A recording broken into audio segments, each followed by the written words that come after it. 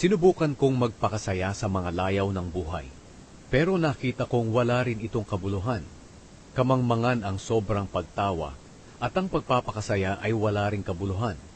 Sinubukan kong magpakasaya sa pag-inom ng alak.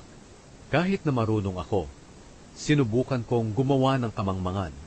Naisip ko lang na baka iyon ang pinakamabuting gawin ng tao sa maikling buhay niya dito sa mundo. Gumawa ako ng mga dakilang bagay. Nagpagawa ako ng mga bahay at nagtanim ng mga ubas. Nagpagawa ako ng mga taniman at pinataniman ko ito ng sari-saring puno na namumunga.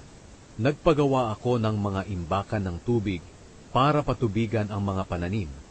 Bumili ako ng mga lalaki at babaeng alipin.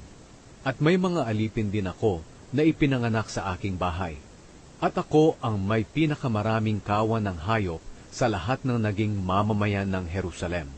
Nakaipon ako ng napakaraming ginto, pilak, at iba pang mga kayamanang galing sa mga hari at mga lugar na aking nasasakupan. Marami akong mga awit, lalaki man o babae, at marami rin akong mga asawa, ang kaligayahan ng isang lalaki.